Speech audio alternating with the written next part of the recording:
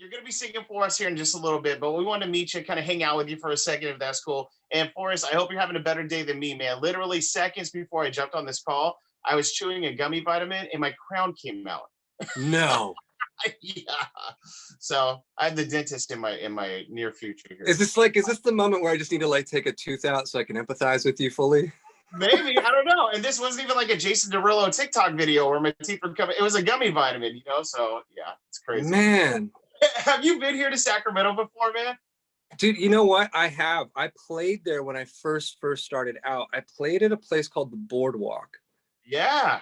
And what I remember about the Boardwalk, one, it was like halfway empty. You know, you're starting out, there's nobody there. And I played and I made like lifelong friends out of there. But the thing I remember most was there's like this strip mall. We were on tour. So one of the things on tour is you don't get clean clothes. And I'd run out of socks like 2 dates before. So I was dying. And I was like, I don't want to play another show with dirty socks. And I remember this like one strip mall and they wouldn't sell me one pair of socks. So I had to buy like 25 pairs of socks. Anyway, that's what I remember Sacramento. That's awesome. I think there's like a TJ Maxx over there now, man. You could probably buy one pair of socks. I could have, that's what I mean. I need to get back to Sacramento. So funny, man. For people who aren't familiar with you yet, who would you tell them that Forrest Blakk is? I mean, I would say I'm myself, but if, you know, at the end of the day, if you like singer-songwriters that write songs that hit the heart, then that's what I am. I like to share stories of things that feel like things. That's me. Yeah. And you're really good at it too, man. What artists do people compare you to the most? And what do you hear like the most? Whew. I mean, it always depends. You kind of get everyone walking up being like, you're kind of like a mix between like David Gray and Louis Capaldi and Ed Sheeran and Hozier. It's like the never-ending list of comparisons, but then for the most part, people are like, but you're just yourself. You're so different. Yeah, you're just you. That's what I was gonna say, man. No, you just, and like your voice is fantastic. Again, you guys are gonna hear it here in just 1 second. He's gonna be singing for us. So I gotta ask the name Forrest. Is there somebody in your family named Forrest? Were your parents a big fan of Forrest Gump? Like, you know it was no.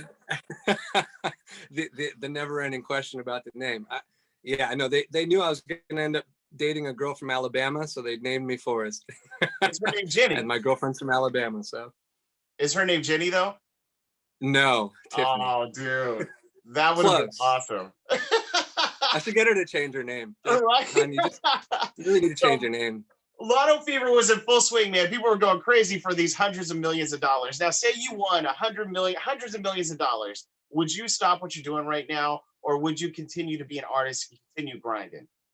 I would not stop. You know, it's crazy. When I was a teenager, I was homeless. And I still have this in a safe. I have this, like, you know, those math grid sheet papers. I have one. When I was homeless, I'd created this place I called the Crystal Palace. And it was going to be this giant castle-esque place where kids could come and learn how to play music like me. And I like had a go-kart track on the front, and then like I had a concert where all my famous friends would come and play and the kids would be able to talk and hang out. So I think if I had $100 million, I'd probably just build that. Man, I'd keep doing it. Yeah, I'd be there in a second, man. When did you fall in love with music? It's been a really interesting ride with music. Like I said, I was homeless as a teenager, so I didn't really know much about music. But my Nana took me in when I was about 15, and she'd given me a guitar as a gift, just like to kind of help me feel a little something. And that resonated with me. I remember not knowing how to play and I didn't take lessons, but I remember hitting the strings and being like, wow, that really is doing something to me. And then fast forward, you know, I started at 21. I played my first real chord and I had, you know, classic singer-songwriter, had my heart broken and I started writing and I didn't even know I was writing. And then it started to connect with other people. And I think in that moment, like, dude, I played my first song like at a karaoke bar because I didn't know where you played music. So I showed up with a guitar to a karaoke bar being like, can I play here?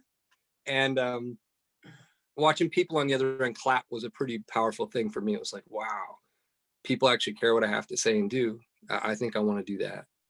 I'm glad that they let you play, man, because that inspired you to keep going. You know what I mean? Do you think you would have kept going if they were like, no, you can't, this is karaoke, take your guitar, get out of here? I mean, knowing me, probably, like, you know, it's always, hindsight's always interesting, right? I think so, for sure. I mean, it was, I guess as you grow to do this, you realize like, oh, this was in you to do, so you do it. I think, you know, you'll always find a way. I feel like Yeah, I think I just said a Jurassic Park quote. we're really happy that you're doing what you're doing. Hearing you sing, your voice is so phenomenal. Your lyrics are so deep, man. I read that you were actually scared of growing up to become a gangster because of how you were raised, though. Is that true? Is that factual? Yeah. So like, part of the reason why I went homeless was because my father went to prison and my mom kind of fell down the slope of drugs and had a lot of trouble taking care of us. I mean, she was younger than I am now when this all happened. So I don't hold it against her, but um, like other people, like if your dad's or mom's a dentist, maybe you want to become a dentist. And for me, my dad was a criminal and I wanted to earn that love of my dad. So I was like, okay. And I started falling down that path. And then especially being like on and off the streets and bouncing in and out, you kind of left at to that world. And so, yeah, it was a fear. Like I was really afraid that that's what I would end up being, because what else could I be? And then, so this has been amazing to go down this route because now I get to see what I could be, and I'm doing. So, Man, it's amazing. Like you just survived so many things, and being in the position you were in, it could have been real easy to take that wrong turn and just, take that wrong exit in life. And you wouldn't be where you are today. So we're really glad that you're here, man. Like that's amazing. thank you. I mean, me too. It's been a trip. Like my face is on a big billboard in Canada right now, and my songs on radio, and Yeah. it's like it's starting and it's going crazy, and it's been a lot to take in. It's special. Every day I wake up pinching myself going like, what is happening? How is this happening? This is so cool. And we're so happy for you, brother. And to see you excited about it makes us excited about it, your fans. Yeah, I'm freaking out about it. I love it. I wanted to ask you, man, you were hitting hard times, especially as a younger person. You had this dream to sing. What kept you like fighting to be an artist? Because becoming an artist isn't easy, especially the work it requires to get signed. So how did you have just the heart to keep going on your dream? I don't, to be honest, I don't know. It's like this nuclear power plant inside of me that keeps pushing through. I think that when it comes down to it, is what else would I do? And so I get asked that question a lot. And I say, like I don't do music because, wow, it's just, I love music. It's like I wake up and if I don't do it, I just don't feel normal. I don't feel alive. I feel I feel the opposite of all those things. And so there's this voice, this nagging thing inside my head that speaks up and it goes, hey, do this and you'll feel good. So It's like you're calling then. yeah, I think so. And like at the end of the day, man, the bigger I get, the thing I'm most excited about is the visibility, because I, kind of like I said about that dream as a kid of building this place. I may not have $100 million to build a castle or a giant, school of music for kids, but like I also do these spoken words and I put my phone number at the end of them so fans could call me or they can text me, and I actually text everybody back. And like on Christmas, I called all of the fans that put their number in to say Merry Christmas. It's just the idea of taking all this visibility and turning it on to people has been really powerful, because that's what changed my life, man. I remember talking to a band that was famous in Canada and they gave me 10 minutes of their time, and that really was impactful. That really hit me. I was like, wow, I feel human in the most brilliant way. So knowing that I might be able to do that to people now is pretty cool. Sounds like paying it forward, man, which is fantastic. What would you tell aspiring artists who know in their heart that they were meant to be singers? Like that's what they were meant to do in this life, but maybe they're coming up against challenges in life right now, especially during this pandemic. What advice would you give them? Oh man, I love this question. Your pain is your story. Like you're a songwriter, take all that pain and talk about it. That's the gift. It's like, it sucks while you're going through it. I totally understand and I get that part. But if you have your heart broken, write about it. If you've broken someone's heart, be honest, write about it. If you didn't have the family upbringing, or maybe your job did something, or like I wrote my first album in a tow truck because I was working as a tow truck driver in Canada, pulling people out of the snow. And I was like, I don't want to be working in a tow truck. I want to go and do this. So I was writing about that, So I think that like pain for empowerment, that's the key to this, in my opinion. All the tough things that happened, I honor them. They're great, man. They've really made me who I am. And that's what I was going to ask you. That was my next question. Do you think that your experiences, everything you've been through, abuse, neglect, homelessness, do you think that those have helped you maybe connect on a deeper level to your fans who maybe have gone through that? And it has made you become a better songwriter? maybe a better person, you know, because when you're going through things, you don't know what's happening. It's hard to like process, and songwriting really helps work some of those feelings out. But you grow, you go through these growth spurts. So it just makes you an all around better person. And then I've always loved it. Like if someone came up to me and, you know, it's like, Forrest, you don't know what you're talking about. You don't know what it's like to feel this. 9 times out of 10, I do. I'm like, yeah, actually, let me tell you a story. Let me sing you a song. Let me sing you a song. Let me, you know, and I think that's kind of the whole point.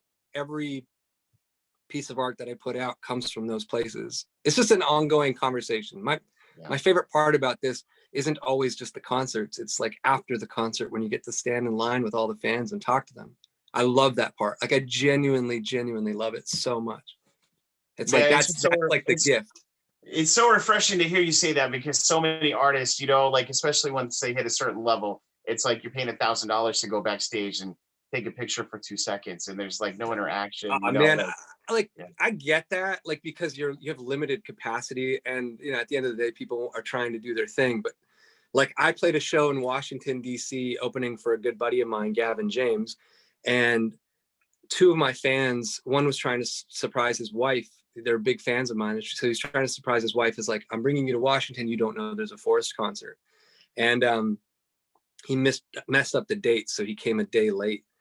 And so he was driving there as I'm having the concert, and he was upset. He was so heartbroken.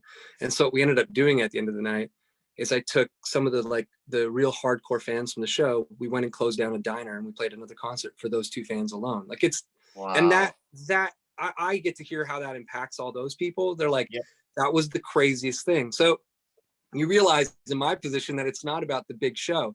Like I've played Red Rocks and got a standing ovation in front of 10,000 people. That is really cool.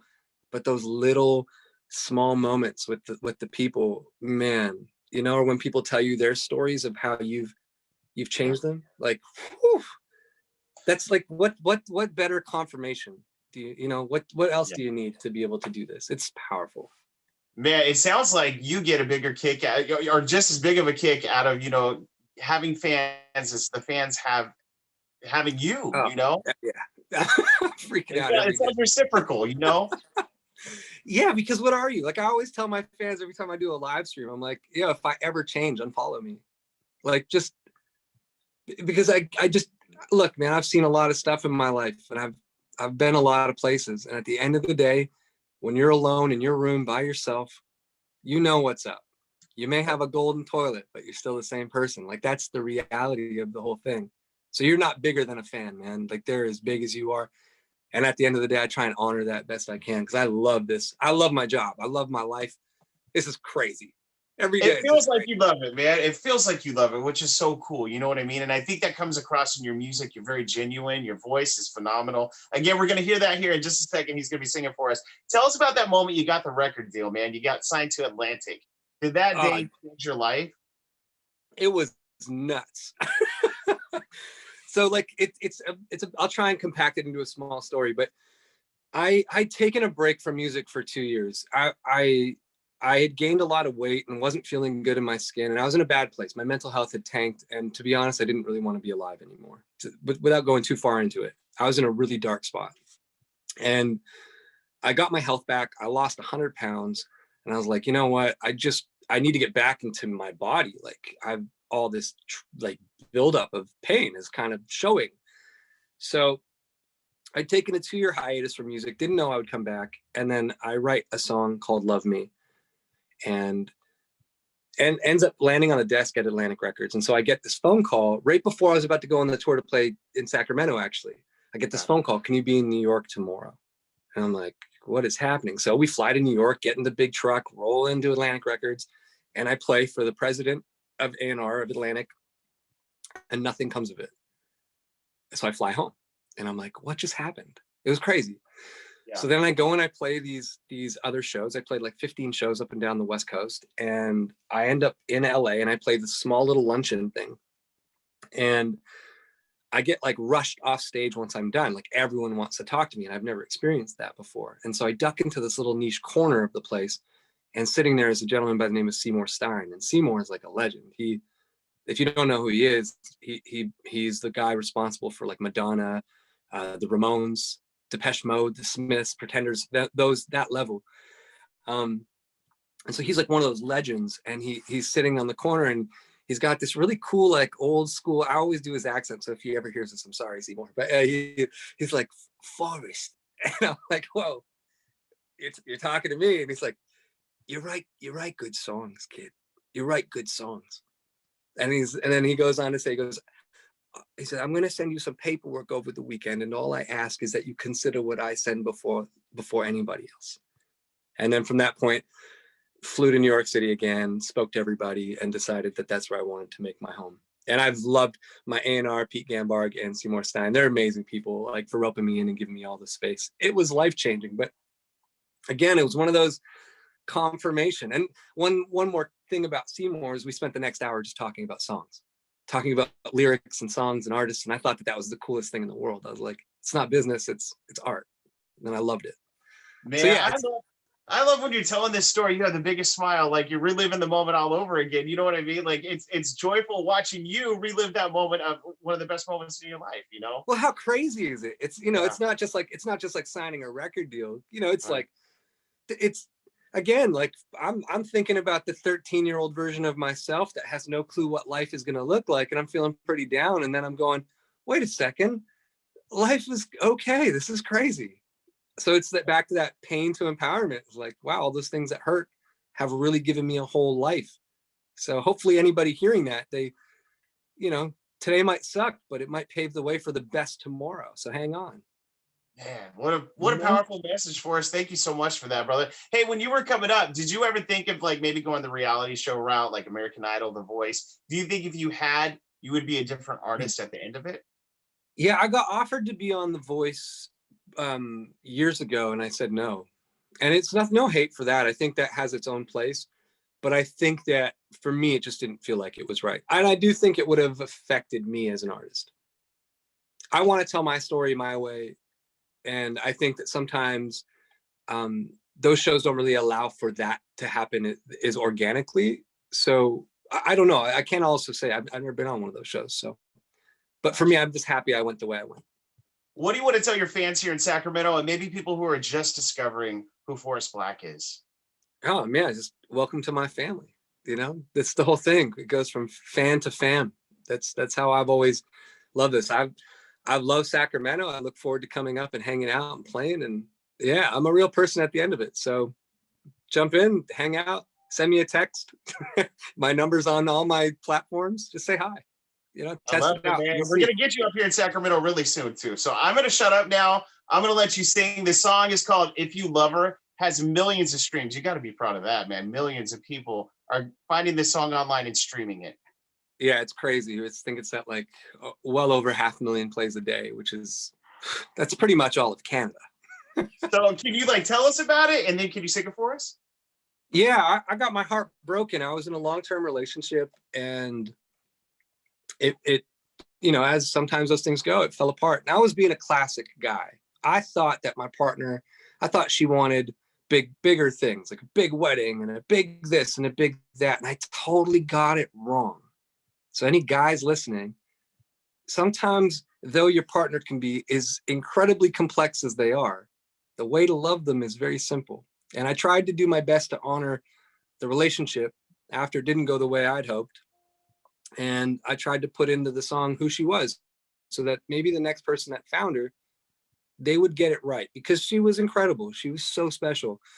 And, and since I've had I learned a lot from writing the song, and I've found the love of my life. So, that's, hopefully this inspires somebody else. I wrote it, well, literally I came to Los Angeles and was sleeping in the back of a truck because I didn't know where I was going to go, what I was going to do. My whole life got shifted, flipped upside down overnight. So that's how it was born. And then now it's touching people's hearts. So yeah, if you love her.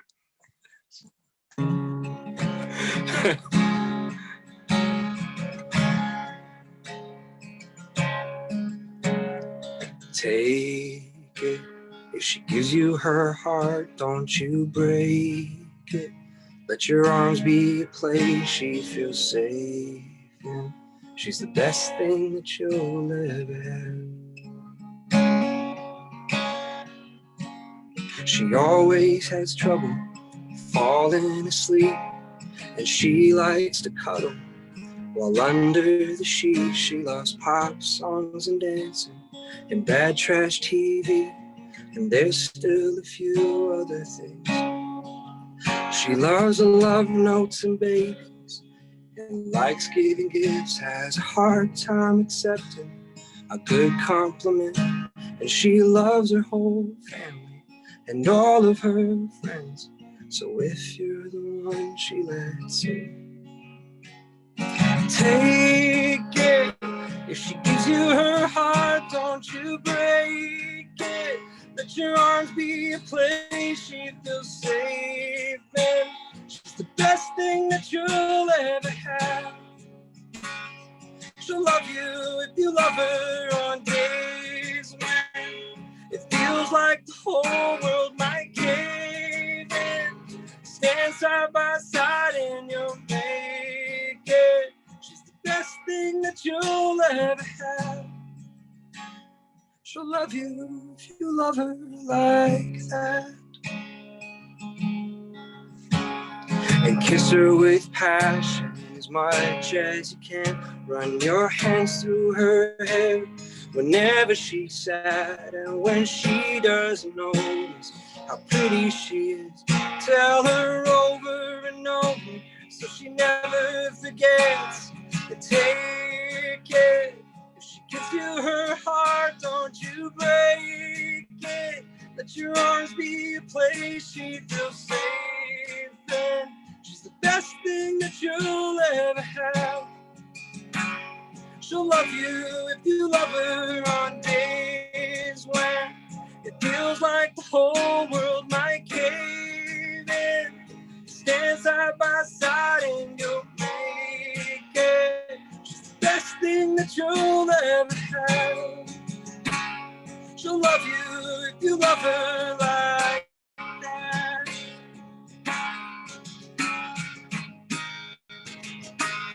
She'll love you if you love her like that. She'll love you, she'll love you, she'll love you if you love her like that. Oh, yeah, yeah, yeah, yeah. She'll love you, she'll love you. She'll love you if you love her on days when it feels like the whole world might cave in. Stand side by side and you'll make it. She's the best thing that you'll ever have. She'll love you if you love her like that. Forrest Blakk, ladies and gentlemen, man, that was phenomenal. So good. Where can people find you on social media, Forrest? Everywhere under Forrest Blakk, Forrest with one R, and Blakk has no C but two Ks. 2Ks, what a cool way to spell it. So thank you. This is the first time it's the first time I've played this song on radio. Really? You guys are the first. Yeah, thank you so much. Dude, we can't wait to get you here to Sacramento. Next time you see me, Forrest, this will be cemented back in my head, my tooth. Keep killing it. Keep giving you blessings, man. Thank you so much for hanging out with Sacramento. Thanks so much, guys. Thanks for having me.